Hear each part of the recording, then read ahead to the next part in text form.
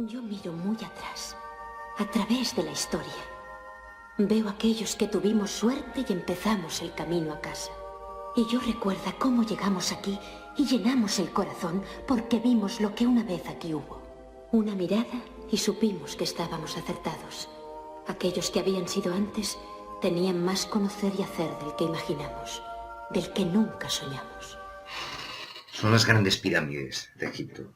Es un misterio del pasado que todavía sigue en pie, que ha llegado hasta nosotros, como también llegaron los elementos de Euclides desde la antigüedad. Las grandes pirámides plantean tres preguntas fundamentales que son: ¿quién las construyó?, ¿cómo las construyó? ¿Y para qué las construyó?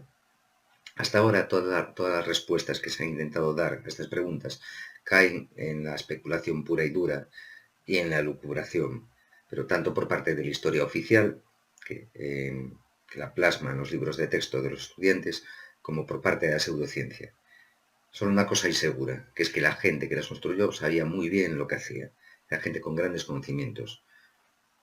Como le ocurre a Euclides y toda esa serie de matemáticos de la antigua Grecia, que nos han legado esas matemáticas tan hermosas, tan sofisticadas, tan elaboradas. Bien, hoy toca abordar el tema del Pentágono. Como veréis, es más complicado que las figuras que llevamos viendo hasta el momento. De hecho, recomiendo dividir el vídeo en dos partes, como mínimo. Conviene que lo miréis despacio y hagáis los ejercicios que propongo. ¿Qué más? ¿Qué más os puedo decir? Bueno, que voy a mezclar elementos modernos con elementos antiguos para la resolución de estos problemas. Es por motivos de claridad, fundamentalmente. Mirad, cuando establezcamos la relación, la proporción que existe entre la diagonal del pentágono y su lado, nos va a tocar resolver una ecuación de segundo grado. El método que escojo para resolver esa ecuación es el moderno, el que utilizamos hoy en día, ¿no? O sea, la formulita de la ecuación de segundo grado. Es por motivos de claridad, para no alargar más un tema que ya de por sí es un pelín difícil. Es verdad que en los elementos de Euclides aparece la solución de estos problemas, pero ya os digo, por motivos de claridad, para no alargar demasiado el vídeo, escojo ese otro sistema. Bueno, y dicho esto, creo que podemos empezar ya con el tema del Pentágono.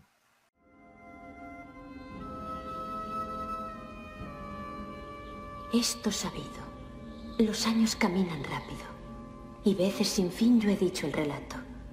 Pero no es relato de solo uno, es relato de todos nosotros. Así que tienes que oírlo. Y recuerda, porque lo que oyes hoy, tienes que contarlo a los nacidos mañana.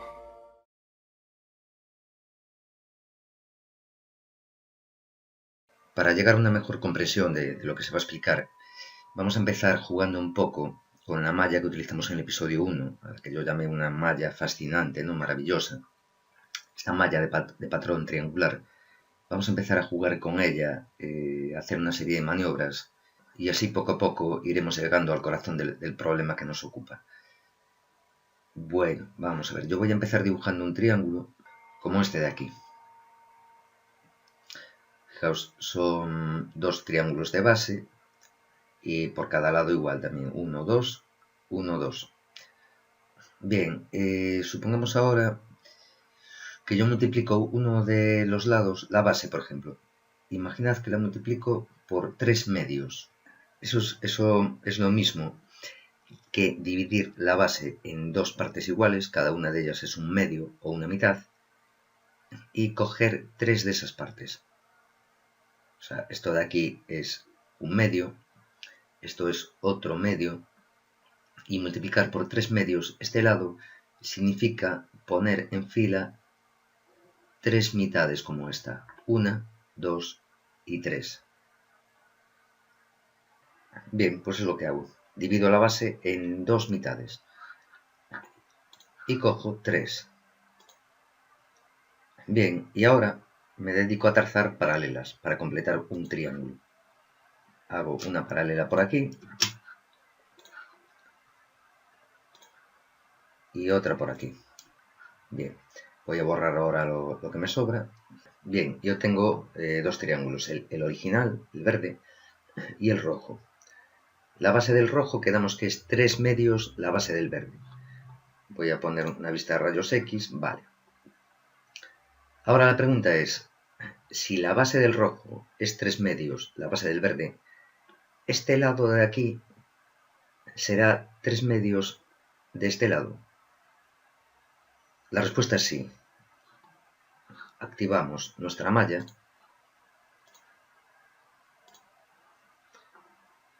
y vemos que efectivamente este lado de aquí se ha obtenido dividiendo este lado del verde en dos partes y cogiendo 3, 1, 2 y 3. Lo mismo sucede con el otro lado. Ahora la pregunta es, ¿qué ocurriría si yo, en vez de haber cogido una cantidad racional de la base para construir el segundo triángulo, el rojo, hubiese multiplicado por un número irracional que no se puede expresar como una fracción? Por ejemplo, raíz cuadrada de 2. Es decir, si la base del rojo fuese raíz cuadrada de 2 veces la base del verde, ya no serviría esta construcción con la malla para demostrar que el resto de los lados del rojo también estarían multiplicados por raíz cuadrada de 2, o sea que serían los del verde multiplicados por raíz cuadrada de 2. No es tan extraño que se dé esta situación, que un lado de un triángulo rojo sea raíz cuadrada de 2 veces el lado de un triángulo verde. Insisto, no es extraño, os lo voy a demostrar ahora mismo con otra figura. Con un sencillo triángulo rectángulo.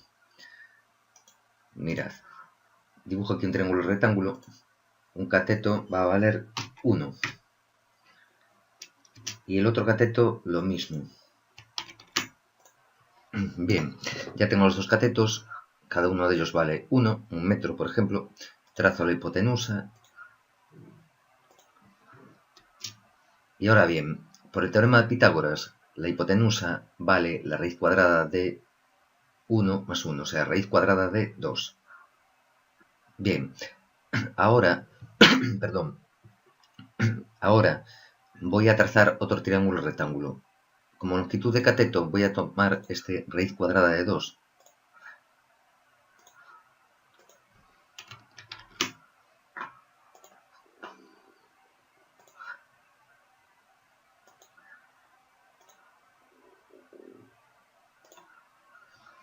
Y obtengo este triángulo rojo de aquí, que es semejante, es similar al verde, o sea, tienen la misma forma los dos. Fijaos que la relación entre las hipotenusas es 2 entre raíz cuadrada de 2, que eso da raíz cuadrada de 2. Os lo voy a poner aquí en pantalla. Es decir, la hipotenusa del rojo es la hipotenusa del verde multiplicada por raíz cuadrada de 2. Es un número irracional. Por eso os decía, no es tan poco usual, no es tan inusual que se dé esta situación. Bien, en principio diréis vosotros, bueno, ¿y qué? ¿Y qué? Que la hipotenusa del rojo sea la del verde multiplicada por raíz cuadrada de 2. Bien, esto en principio es un serio problema. Y os voy a decir por qué. Porque no podemos decir, en este caso no podemos decir, dividimos la hipotenusa del verde en X partes, no sé, por ejemplo en 3, y cogemos 4. No. ¿Por qué? Porque raíz cuadrada de 2 no es una fracción. No se puede expresar como una fracción. Yo no puedo decir, es que raíz cuadrada de 2 es 4 tercios del lado del verde. No. Y daos cuenta que la malla que utilizamos antes solamente sirve para demostrar que el resto de los lados del verde estarán multiplicados por la misma constante k, en el caso única y exclusivamente de que esa k sea un número racional. Os vuelvo a poner el dibujo de antes. Aquí vemos que si multiplico la base del verde por 3 medios, obtengo un triángulo rojo, y sucede que el resto de los lados del triángulo rojo son los del verde multiplicados por 3 medios. Aquí en esta otra figura, 3/4 de lo mismo, es decir, la base del rojo se obtiene multiplicando la base del azul por 3. Bien, pues en el resto de los lados del rojo pasa lo mismo. Se obtiene multiplicando el lado correspondiente del azul por 3. Pero fijaos que 3 medios y 3 o sea, las constantes k en cada uno de los dos casos, son números racionales. O sea, son o bien enteros o racionales. Pero claro, ¿qué ocurre si el número por el que vamos a multiplicar es un irracional? Esta malla no nos sirve. Esta malla únicamente sirve cuando multiplicamos por números racionales, por fracciones. Cuando se escribió los elementos, los matemáticos ya eran conscientes de este problema. Y de hecho, este problema que os estoy comentando aparece resuelto en unas proposiciones de Euclides. Hay una demostración rigurosa de que cuando se multiplica el triángulo verde, o el lado de un triángulo verde, por una constante k irracional, el resto de los lados del rojo resultan de haber multiplicado los lados correspondientes al verde por la misma constante k irracional. Lo vamos a ver a continuación. Antes de seguir, os quería hacer una pequeña observación. Es muy curiosa. La observación tiene que ver con la naturaleza de raíz cuadrada de 2. Voy a utilizar un momentito la calculadora para calcular raíz cuadrada de 2. Fijaos, es una parte entera y luego infinitos decimales no periódicos. Es un número irracional. ¿Esto qué significa? Que podemos aproximarlo por una fracción, pero nunca nos va a dar la longitud exacta. Fijaos, vamos a hacer una prueba. Puesto que la calculadora nos dice que la raíz cuadrada de 2 es 1,4142, etc., vamos a intentar aproximar raíz cuadrada de 2 por 14 décimos. Es decir, vamos a coger el cateto, que vale 1, a dividirlo en 10 trozos, cada trozo es un décimo, y cogemos 14 de esos trozos. Después nos vamos a poner en paralelo con esta hipotenusa que mide raíz cuadrada de 2, a ver qué diferencia hay de longitud entre un segmento y otro. Bueno, pues vamos allá. Voy a copiar uno de los trozos. Este trozo, por ejemplo. Y lo pongo aquí. A continuación, me hacen falta 14, entonces tengo que copiar este 13 veces. Me lo mueves de aquí a aquí 13 veces. Entonces tengo las 13 copias más la original. Tengo 14 décimas partes del cateto.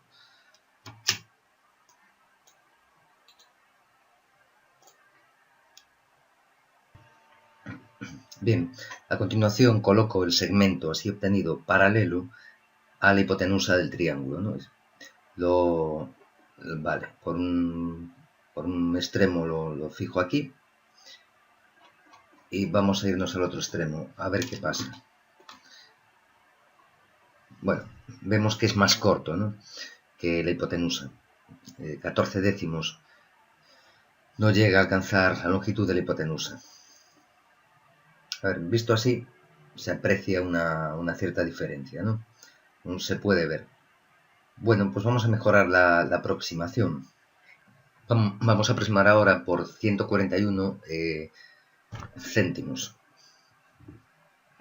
Bueno, pues entonces lo que hago, cojo uno de estos segmentitos, o sea, una de las divisiones, ¿no?, una décima, digamos, de cateto, y la divido en 10 partes. Cada una de esas partes será una centésima.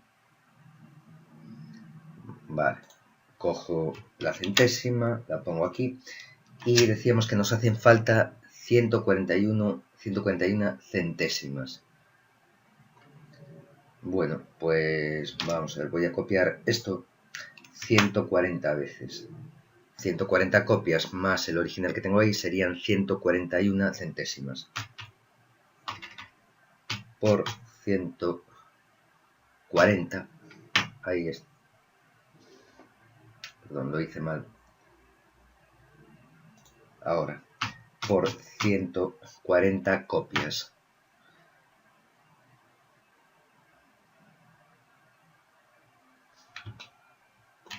Bien. Este segmento de aquí son 141 centésimas del cateto. lo siguiente que hago, lo muevo hasta aquí que quede, y voy a hacer ahora que quede paralelo a la hipotenusa. Vamos a ver, lo voy a girar.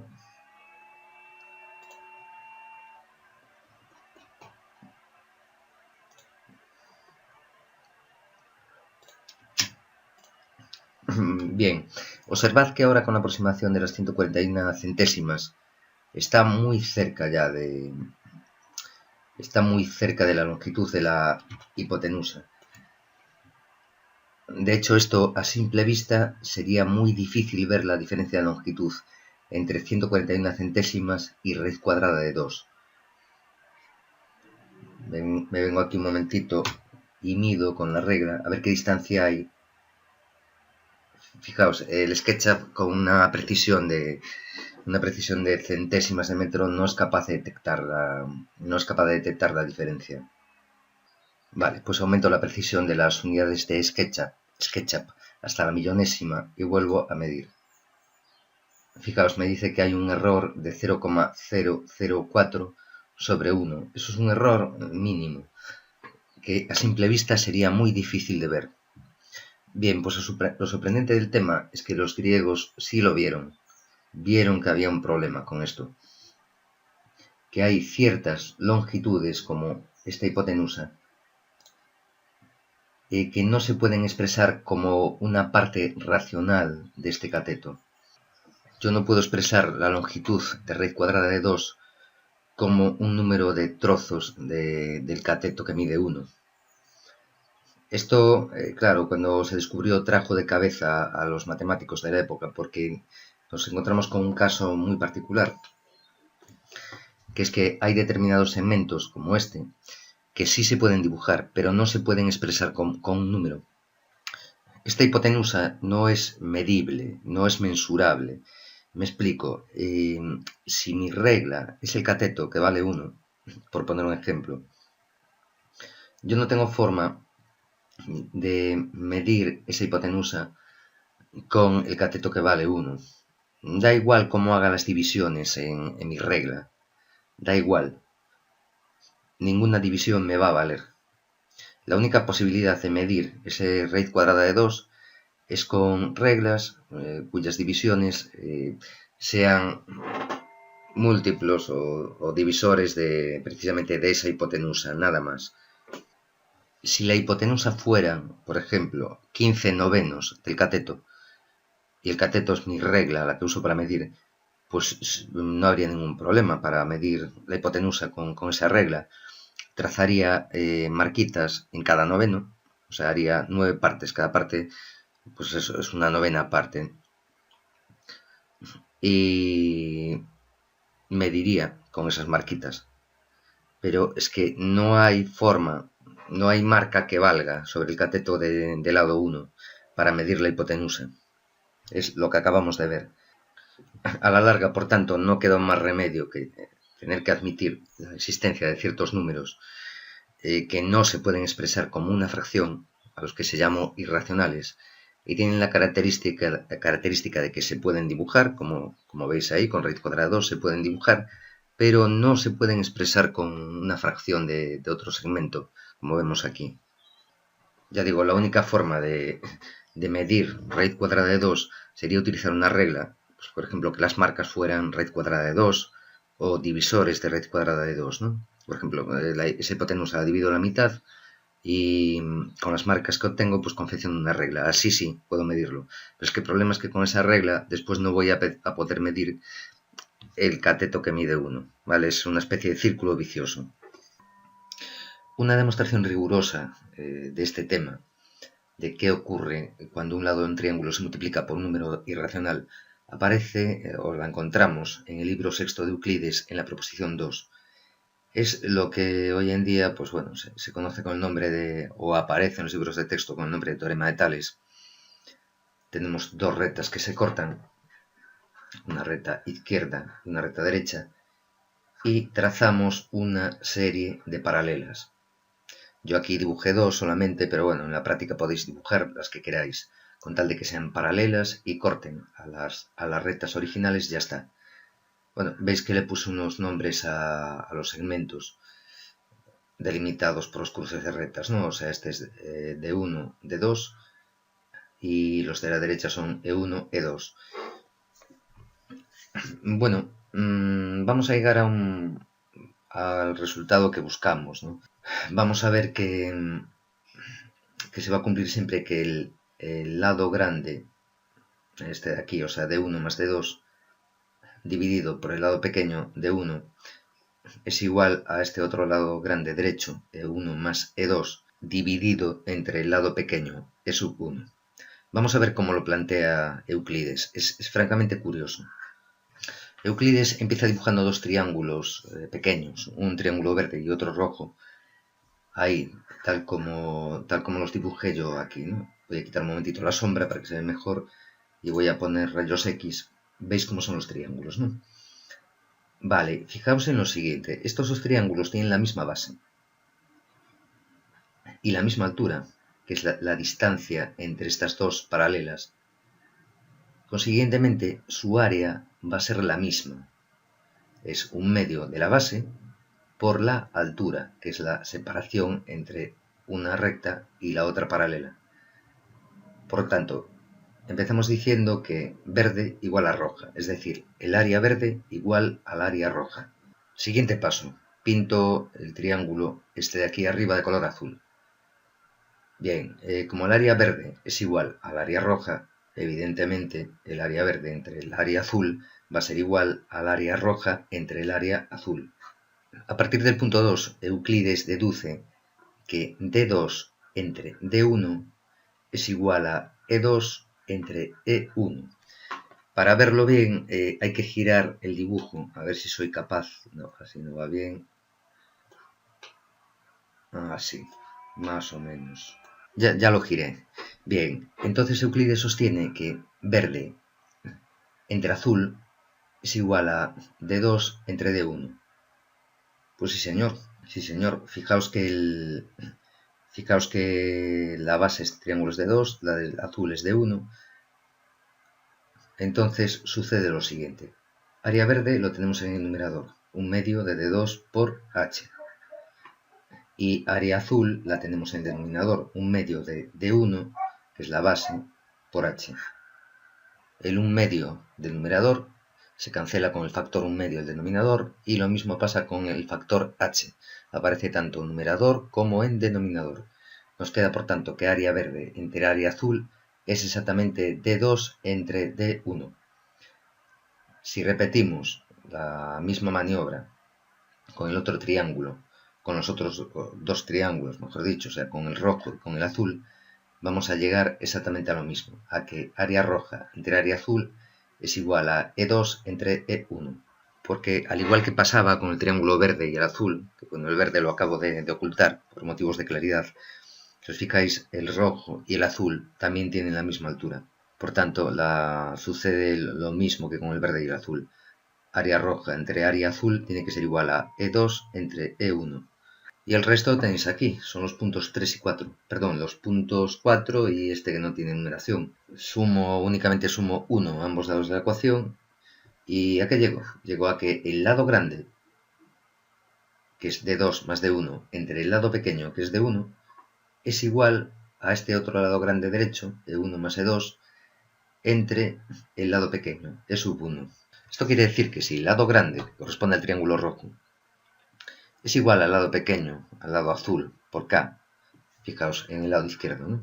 Si el lado largo es igual al corto por una constante K, en el lado derecho se va a verificar lo mismo, que el lado derecho largo va a ser igual al corto multiplicado por esa misma constante K. Pero si os fijáis, la demostración de Euclides no pone la restricción de que ese K tenga que ser un número racional. Puede ser perfectamente un número irracional. Su demostración se basa exclusivamente en un cálculo de áreas. No se está imponiendo la limitación que se imponía con la rejilla esa que os dibujé, la que tenía el patrón triangular. En esa rejilla sí, se imponía la restricción de que el número K tenía que ser racional. Pero hablando de áreas, o sea, tal como lo enfocó Euclides, esa restricción no existe. ¿Y qué ocurre con el tercer lado y con la base? Según la demostración de Euclides, ocurre exactamente lo mismo. La base larga es igual a la base corta por la misma constante k.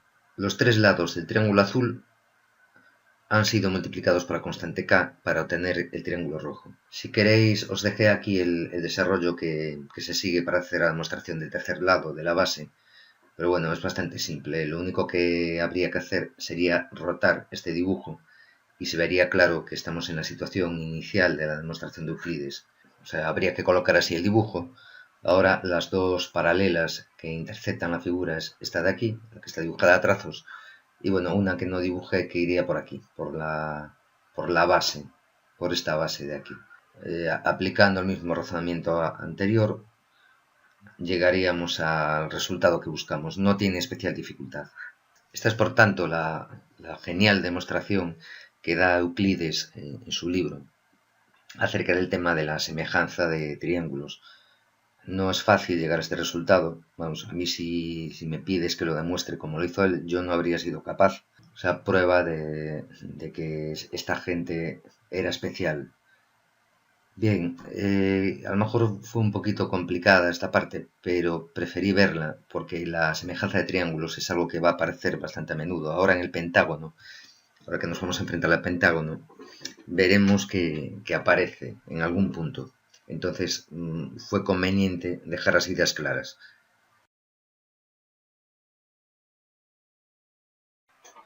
Toca ahora enfrentarnos a la figura más difícil de todas las que hemos visto hasta el momento, el pentágono. Vamos a hacerlo por etapas. Vais a ver que no es excesivamente difícil el análisis que haremos. Bien, lo primero, nos hace falta dibujar un pentágono. Bueno, como sabéis, el pentágono se genera a través de triángulos isósceles que tienen en la cima un ángulo de 72 grados, como el que dibujé yo ahí. Voy a medir un momentito el ángulo.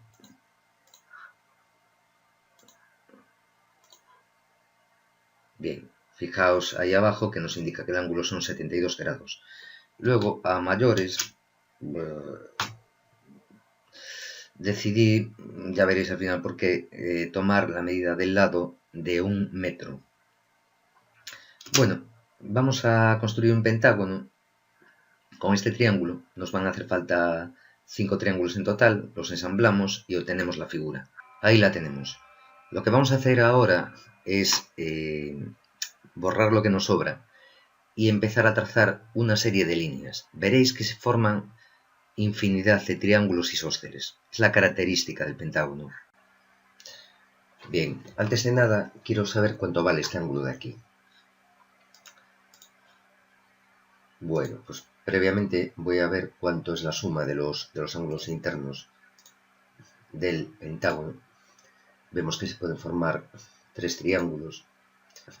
Entonces, si se pueden formar 3 triángulos por el método que vimos en el episodio 1 para calcular la suma de los ángulos internos de un polígono, en este caso la suma de los ángulos internos serán 3 veces 180 grados de un triángulo, ¿no? 3 por 180, que dividido entre los 5 ángulos del pentágono nos da esta cantidad. Los otros 2 ángulos del triángulo, que es isósceles, medirán 36 grados cada uno. Vamos a comprobarlo para ver si vamos bien. 108 grados más 36 más 36 me da 180 grados. Hasta ahora todo correcto. Bueno, os decía que el triángulo naranja es isósceles, efectivamente tiene 2 lados iguales, valen L los dos.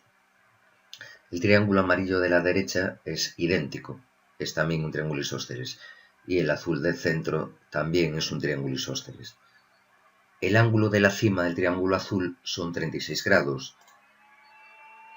Si os fijáis, 36 más 36 más 36 me da los 108 grados que tiene el ángulo interno del pentágono. Aprovechamos ya para poner los ángulos de la base del triángulo isósceles. Serán 180 menos 36 en la cima dividido entre 2 porque son 2 ángulos.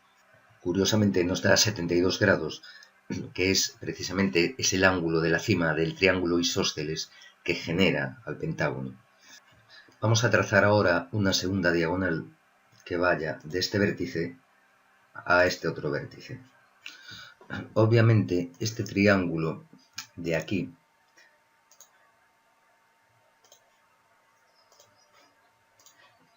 es idéntico a este naranja de la izquierda. De hecho, le voy a cambiar el color para que coincida y lo voy a mover, lo voy a sacar de ahí y lo voy a mover a la derecha. Observad que sus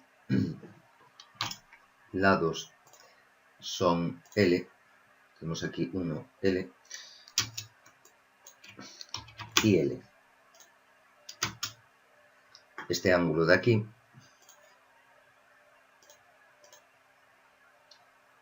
son 108 grados, porque es un ángulo interno del pentágono.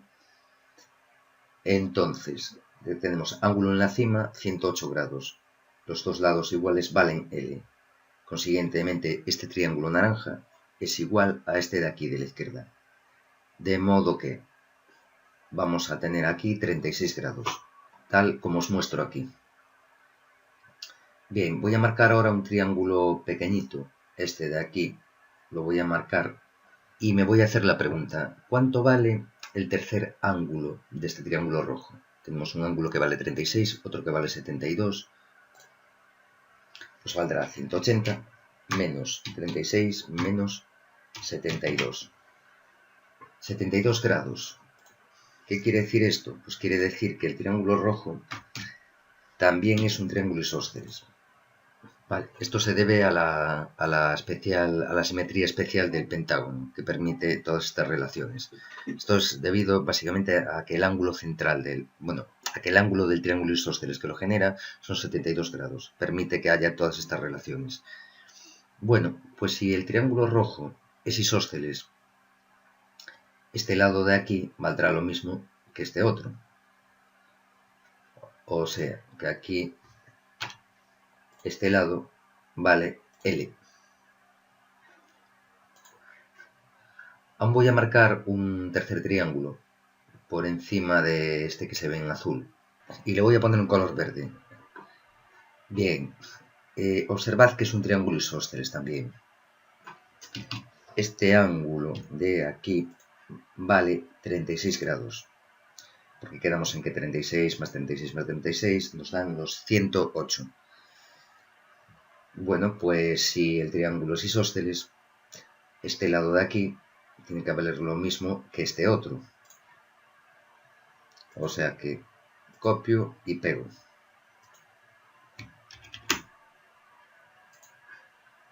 Ahí lo tenemos. Este lado vale el lado. Este otro de aquí es la diagonal. Os lo voy a poner de... Esta es la diagonal. Este segmento de aquí es el lado del pentágono. Y finalmente este otro segmento correspondiente a esta base del triángulo rojo es la diagonal menos el lado.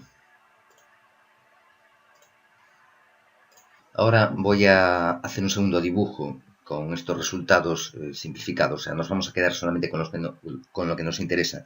Ahora os pido que os fijéis en una cosa. En que el triángulo rojo y el verde entero son semejantes, tienen los mismos ángulos. Bien, aquí está el dibujo que os decía. Fijaos que esta diagonal que acabo de dibujar ahora divide a esta otra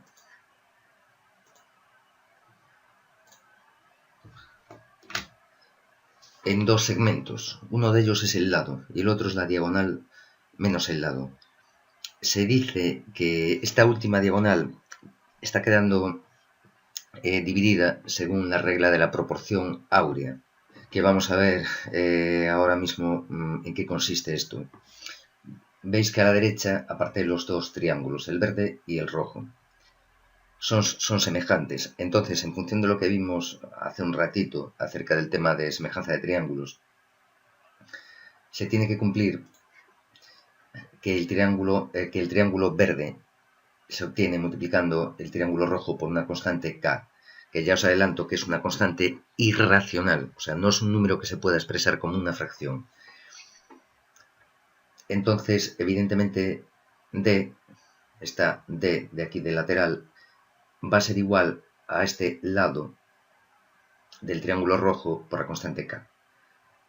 Y lo mismo ocurre con las bases.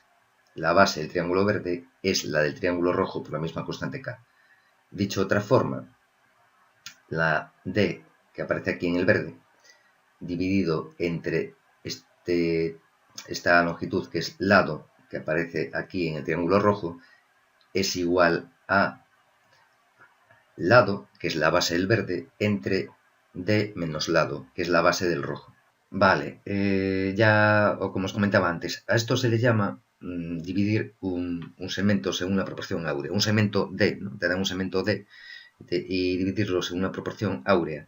Se trata de dividirlo en dos segmentos, uno grande, este que pone lado, y otro pequeño, de menos lado, de tal forma que el total D entre el segmento grande sea igual al segmento grande, lado, entre el segmento pequeño. Total entre el segmento grande igual al segmento grande entre segmento pequeño. Bien, ahora os voy a poner un ejercicio que va a consistir en lo siguiente. Nosotros vamos a tener D, la diagonal, en función del lado. Y para hacer eso tenemos que resolver una ecuación de segundo grado. Ese es el ejercicio que os voy a poner a continuación. Que obtengáis la expresión de la diagonal D en función del lado.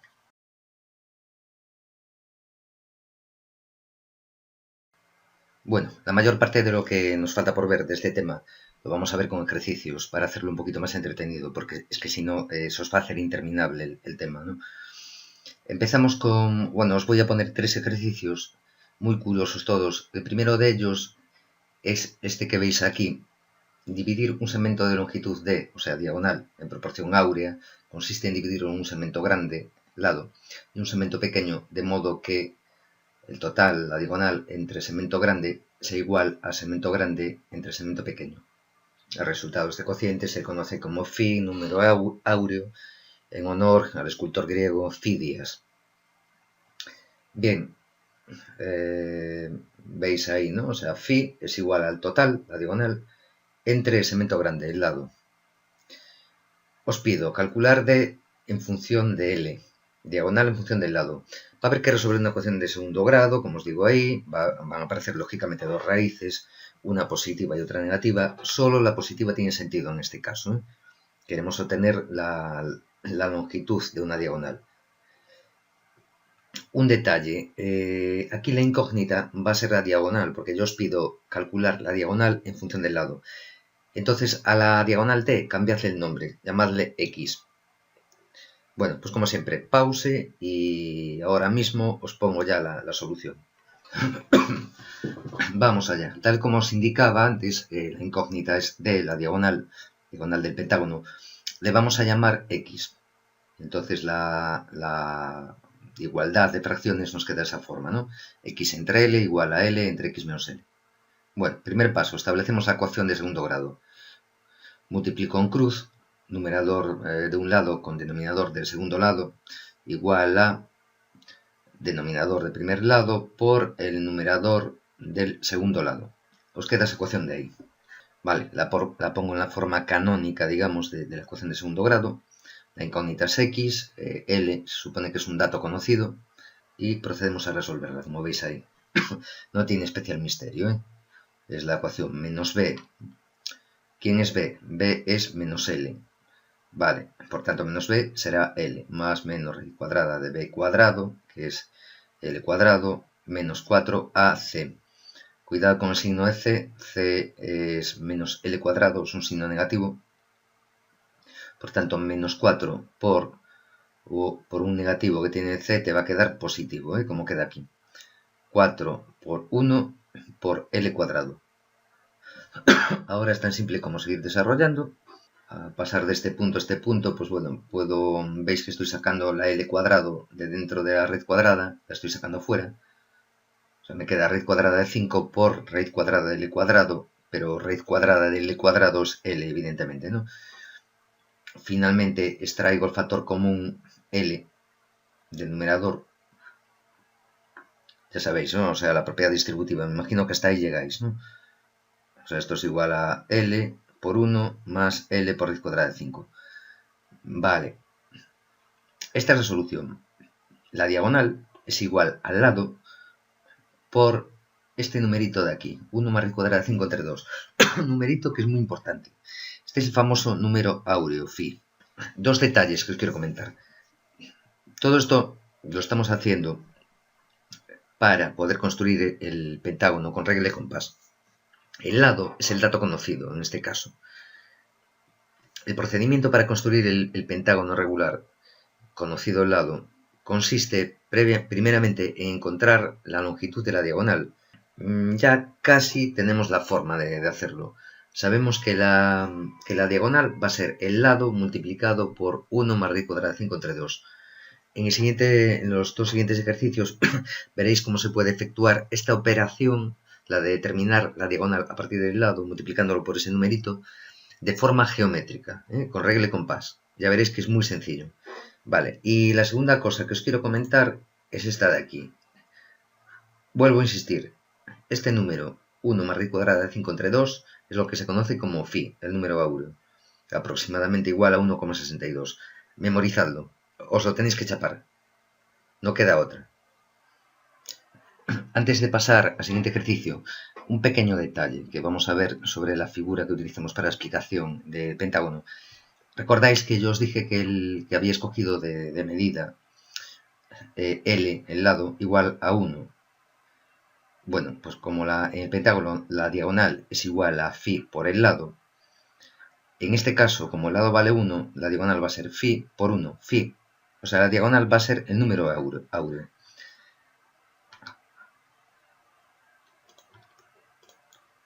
Vale, entonces veis que el lado mide un metro. Recordad que el número áureo es aproximadamente igual a 1,62. Vamos a ver, a ver qué nos marca esto. Clavado. Aproximadamente 1,62. Vale, vuelvo a insistir, ya lo comenté antes. Fijaos que este phi es un número irracional, ¿eh? Vale, no es racional. O sea, yo no tengo forma, por ejemplo, de dividir el lado en trocitos y con determinado número de esos trocitos compongo de... No hay forma. Vale, vamos con el segundo ejercicio. Esto es lo que vais a usar cuando construyáis el pentágono con regla y compás. Vais a utilizar el teorema de Pitágoras realmente. Mirad, en este ejercicio os dibujo dos triángulos rectángulos. Doy como datos un cateto y la hipotenusa, y la incógnita es C. Fijaos que aparece mucho en los dos triángulos rectángulos el valor raíz cuadrada de 5, que también aparece en el número áureo. No es casualidad, es sencillamente para que os vayáis acostumbrando cómo se puede calcular el número áureo utilizando el teorema de Pitágoras.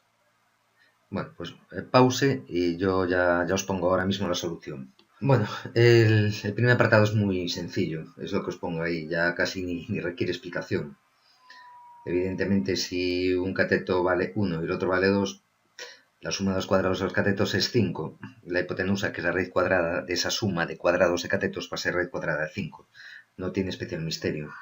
El segundo apartado es un poquito más complicado, pero tampoco es nada de otro mundo, ¿eh? Al final llegáis a esta solución que os indico ahí, que si un cateto vale 1 y el otro vale 1 medio, pues la hipotenusa va a valer raíz cuadrada de 5 medios, o sea, normal. 1 es lo mismo que 2 medios, 2 mitades, ¿no? Hacen 1. Entonces, 2 medios al cuadrado es 4 cuartos, más 1 medio al cuadrado, pues 1 medio al cuadrado es 1 cuarto, 4 cuartos más 1 cuarto, 5 cuartos. Eso sería la hipotenusa al cuadrado, 5 cuartos. Entonces la hipotenusa va a ser raíz cuadrada de 5 entre 2. Quedaos con este último dibujito, porque es básicamente el que vamos a utilizar para dibujar la diagonal del pentágono.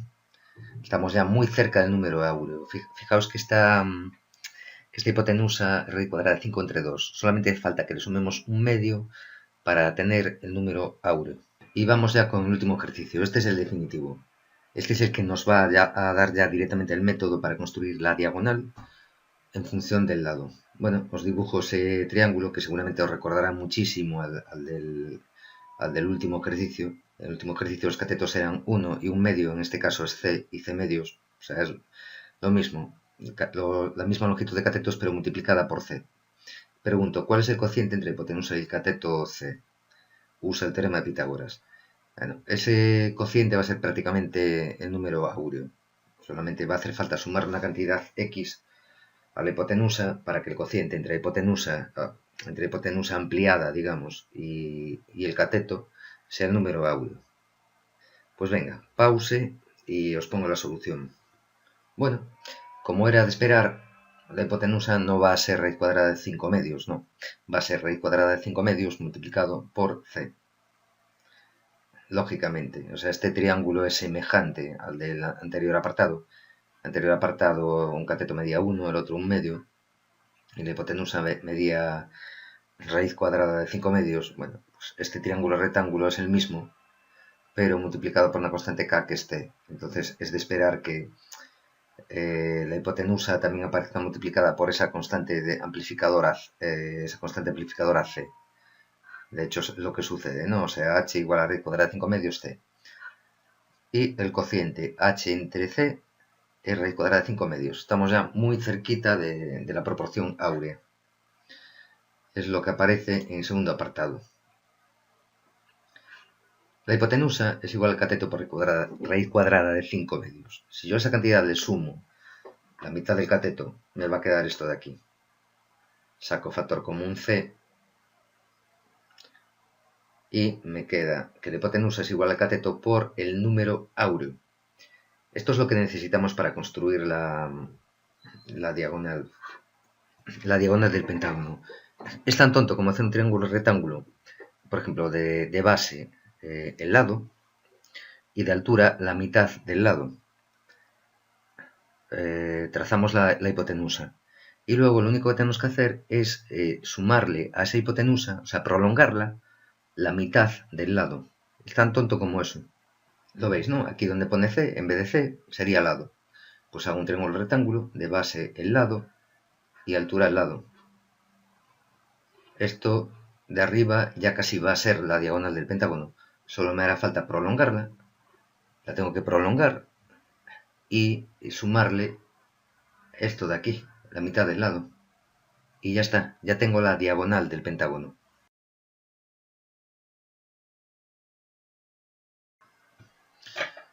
Bueno, vamos a dibujar entonces el pentágono regular conocido al lado a partir de todo lo que vimos.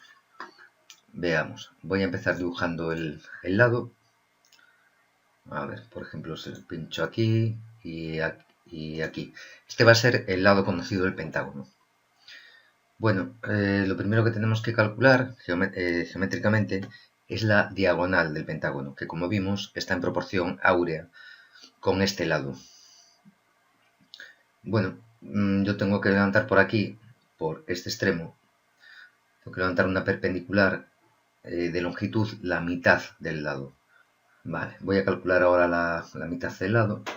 Bueno, habría que hallar la mediatriz, ¿no? de este lado, que me imagino que ya sabéis de sobra cómo se hace. Se unen estos dos puntos y ya tenemos la mediatriz. Vale, pero yo me voy a aprovechar de que GeoGebra ya trae como herramienta lo que es la mediatriz y voy a utilizarla. Así que esto lo borro. Entonces me vengo aquí, herramienta mediatriz. Vale, ahí la tenemos. Bien, ahora tengo que llevar sobre este segmento vertical, tengo que llevar la mitad del lado. O sea, ya voy. El cateto vertical va a terminar ahí. Ya que estamos, casi voy a utilizar otra vez el compás porque la hipotenusa va a ir de aquí hasta aquí y luego se va a prolongar. Se va a prolongar la mitad del lado. Bueno, pues voy a aprovechar ya, vale, para colocar ahí esa circunferencia.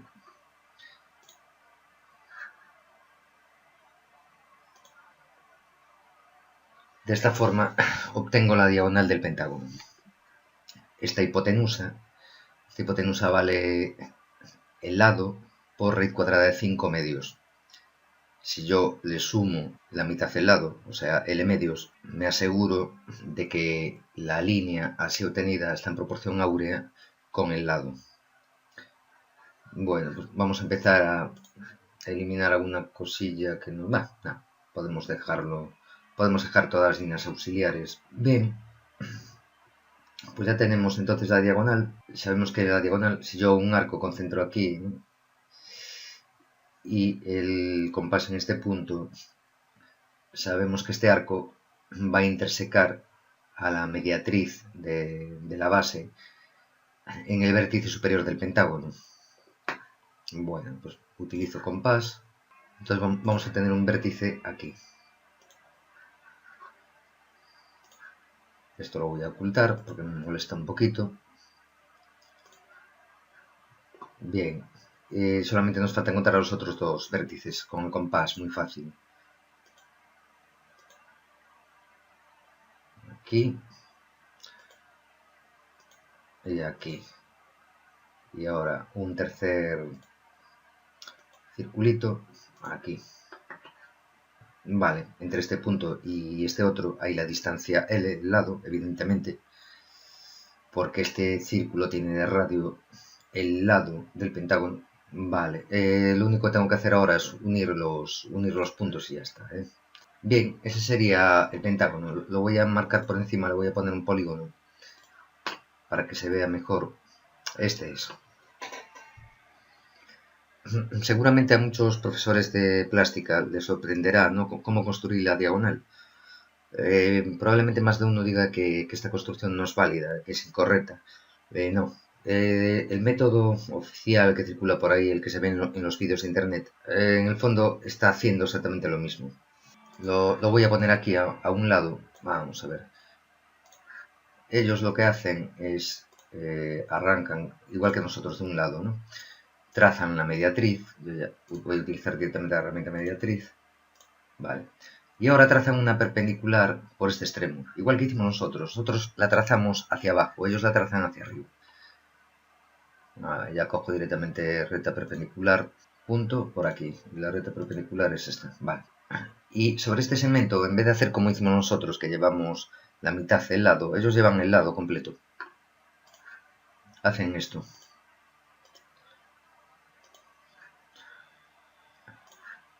Trazan ahora un segmento, así. Ellos hacen esto.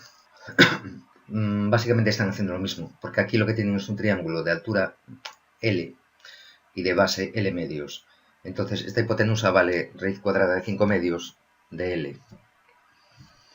Luego este segmento lo abaten sobre la horizontal. Hacen esto.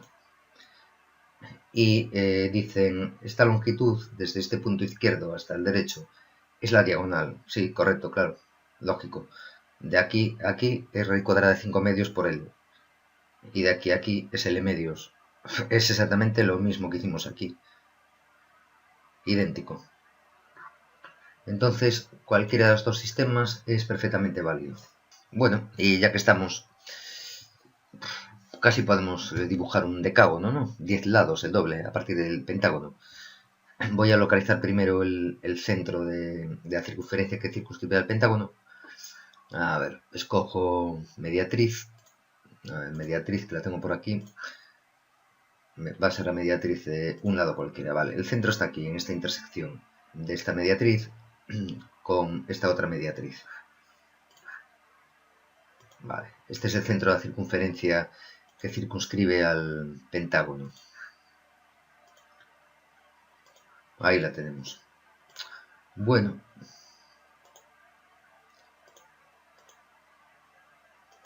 Este ángulo son 72 grados. Y como vimos en el episodio 2, este otro ángulo es la mitad de 72. Es decir, que este último triángulo isósceles nos sirve para generar el decágono, que es lo que vamos a hacer ahora. Empiezo trazando la circunferencia que circunscribe al decágono. y ahora sencillamente tengo que llevar el lado sobre esta circunferencia. Y ahí tenéis las dos figuras dibujadas. Bien, antes de acabar el capítulo, solo quería ver una curiosidad acerca de las diagonales del pentágono. Eso casi lo vamos a ver en SketchUp. Voy a empezar a trazar líneas desde un vértice hasta los opuestos.